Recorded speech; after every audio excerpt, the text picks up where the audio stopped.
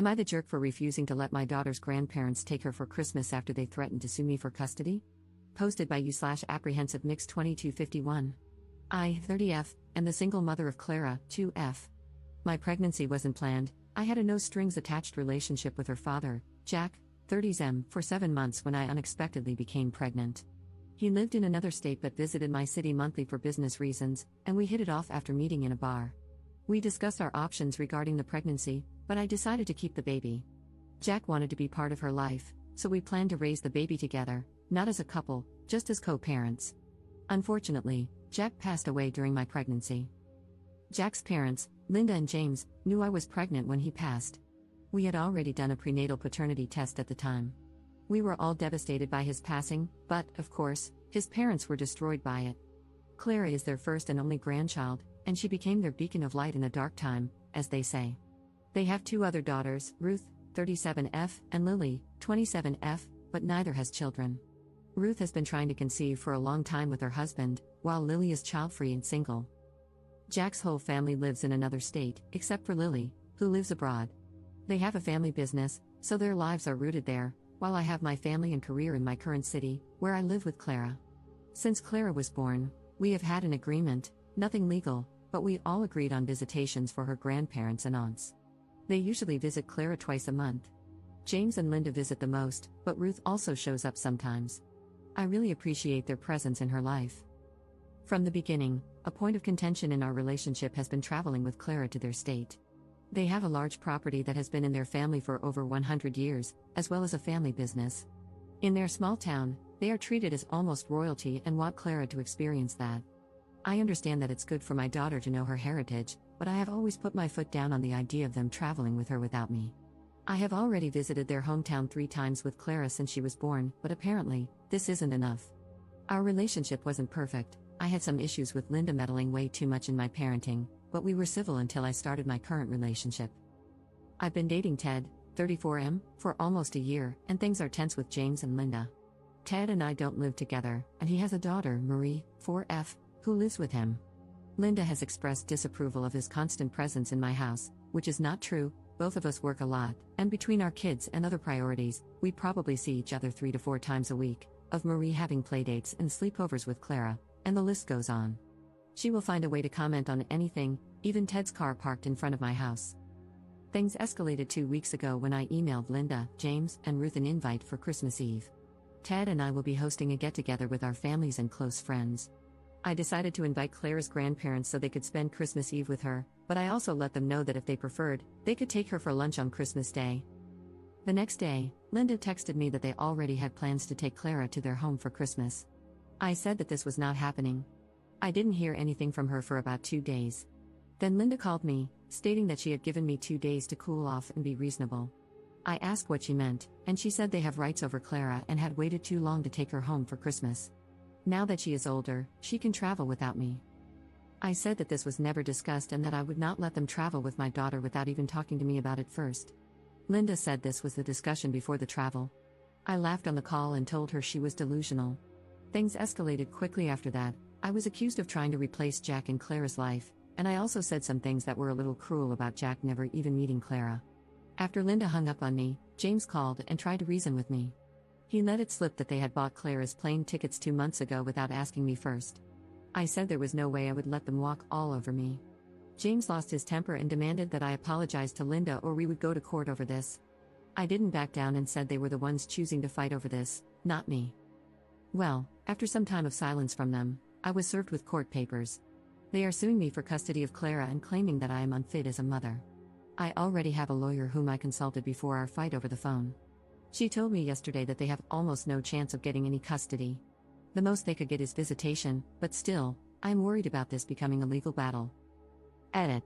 Some clarifications are needed. 1. How do Linda and James know details about my life? How do they know about Ted's car and Marie's playdates? They do live in another state, but they visit often.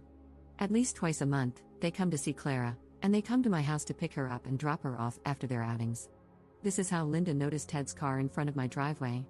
Since I live in a gated community, this type of parking is forbidden unless it's the homeowner's car. The first time she saw his car, Linda asked if I would call security to tow it, and I said no because it was Ted's car. They also used to FaceTime Clara 3 times a week. That's how they learned about some of her playdates and sleepovers with Marie. They called when Marie was still at the house with Clara and saw her. 2. They expected my toddler to travel alone on a plane?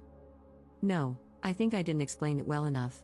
James said they would travel to my city, take Clara with them on the plane to their state, and after a week, they would bring her back. She was never supposed to travel alone, that was their plan. 3. Do I believe they were going to kidnap my daughter? I don't know. I think it's possible. Some comments made me paranoid, to be honest. James said they bought her return ticket, but I don't think I should trust him without proof. Their word means nothing now. 4. Do I still have contact with them? No, my lawyer advised me to cut all visits and video calls with Clara and only communicate with my daughter's grandparents through our lawyers. They are not blocked on my phone, but I will not answer any calls from them. If they text or email me, I'll forward it to my lawyer. Trust me, today was all about making an FU binder and documenting every little thing. Thank you so much for the advice, everyone. And don't worry too much, Clara and I live in a very secure community with cameras and armed security. Nobody will take her from me. Update 2 months later. Hey, I posted my story here a few months ago and was surprised by how quickly it blew up, not only on Reddit but also on other apps. I wasn't sure if I should post an update since I feared being doxxed. I also received a ton of hate through messages and from people reposting my story, bullying me, and wishing for me to lose custody of my daughter. Regarding the possibility of doxing, I talked to my lawyer and showed her my post. She said I could update as long as I kept the fake names and avoided sharing personal details. So far, no one in my life has discovered my post, which makes sense since English isn't our country's first language. More than 2 months have passed, and a lot has happened since then. My life was really chaotic for a few weeks, and I felt like I couldn't celebrate Christmas the way I truly wanted because I was constantly worried about the custody lawsuit. I'm relieved to say that it's over now. To those worried about Clara, I thank you for being so kind. Clara is healthy and happy. Luckily, no one has tried to take her from me. I know a lot of you mentioned the possibility of kidnapping. I'm still worried about it, but nothing has happened. After I made my post, I spent several days working with my lawyer, my family, and even the home security company I hired to ensure Clara was safe. I made sure all my security cameras were working and gathered all the necessary documentation for court. My lawyer and I prepared extensive documentation about me and Clara and even obtained the visitation records from my gated community, which proved that Ted has never spent the night here. My family was very aware of my fears about kidnapping and made sure to always be around us. I have to thank you all for the incredible advice I received. I don't want to dwell too much on the haters because 90% of the comments and messages were truly kind and caring. I tried my best to listen to my lawyer and consider many of the things you all suggested to ensure our safety.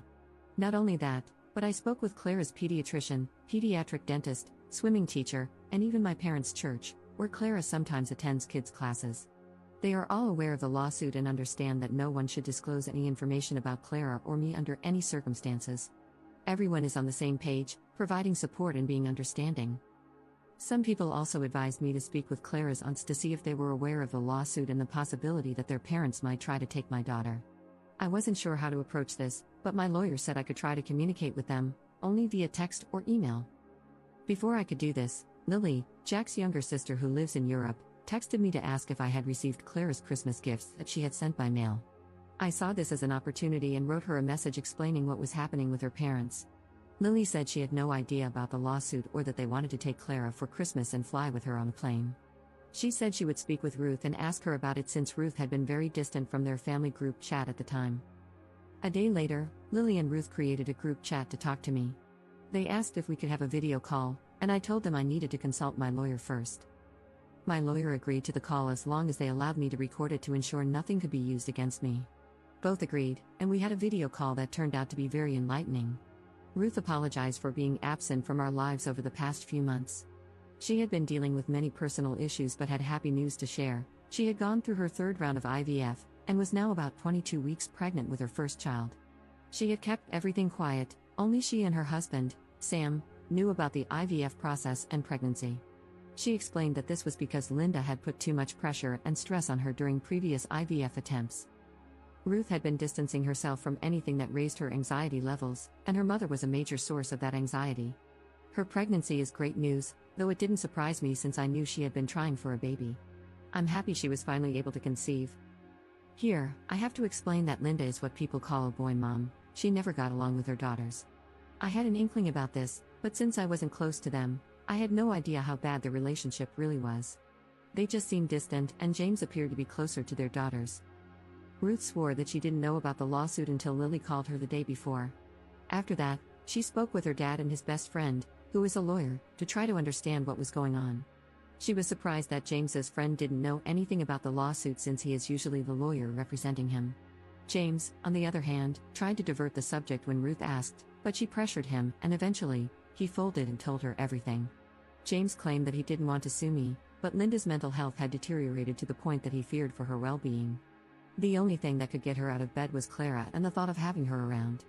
He ignored that this made Linda the one who was not fit to raise a child, not me. His plan was to pressure me with a lawsuit in order to make me accept a better visitation deal for them. They wanted more days with her and the ability to travel with her to their home multiple times a year. James never said that they wanted to keep her forever, but I do not trust his words. My trust is shattered. Ruth and Sam ripped into James for suing me over custody to manipulate me and for not forcing Linda to go to therapy.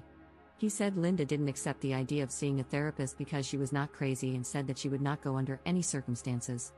Ruth had to threaten James that if he didn't withdraw the lawsuit and get the help that both Linda and he needed, she would go no contact and resign from the family business. She was very worried about the idea of them doing the same to Sam in case she died and their child was left with her husband. James kind of broke after this and caved to Ruth's demands. After my call with Ruth and Lily, I was under the impression that the lawsuit would be terminated. Unfortunately, in my country, from the 20th of December until the 20th of January, the courts are on break and only deal with emergency cases. Mine wasn't. Their lawyer reached out to mine to discuss the end of the lawsuit and the drafting of a visitation agreement that the family court would approve. We agreed to work on this, but I would only sign any visitation agreement after they had withdrawn their lawsuit for custody and only if they agreed to follow my rules. From what I know, after being pressured by her whole family, Linda eventually accepted therapy and is now seeing both a psychiatrist and a therapist. She was diagnosed with depression and PTSD related to Jack's death. I know this because my lawyer demanded that her doctors provide an evaluation of Linda's mental state as part of our legal agreement for me to accept a visitation deal with Clara's grandparents. I never said it here, but Jack's death was sudden and violent. He was a victim of a robbery. All of us were shocked by his passing, but Linda and James took the brunt of it. I always felt that they didn't mourn enough since they switched their attention to my pregnancy a few weeks after his passing, and I was right to think that. In our visitation agreement, I also demanded that both James and Linda go through grief counseling, to which they agreed to a number of sessions. James, Linda, and I are attending virtual family therapy for the first few months of our agreement to ensure we are in a healthy space to deal with our relationship and put Clara's well-being first. Regarding this, I have nothing to complain about. They accepted my terms pretty easily. They did try to fight against the idea of supervised visitation, but I had no reason to accept otherwise. Now they will visit Clara twice a month at a family center in my city. This is something my country has. It is a public building where matters related to the custody of minors and family issues regarding custody are handled. They have very good security there. Those visits will be supervised by a social worker who was assigned to our case by the judge who signed our visitation agreement. Regarding my fears of kidnapping, I have to say I didn't feel validated by my country's laws. My lawyer and I went to a police station and filed a report about the possible kidnapping. They didn't seem to take it seriously, and as of now, they will not press charges. At least there's paperwork documenting my concerns.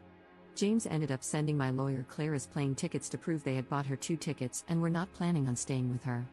Since they have money, I don't think it would be hard for them to buy a return ticket, knowing they would not use it.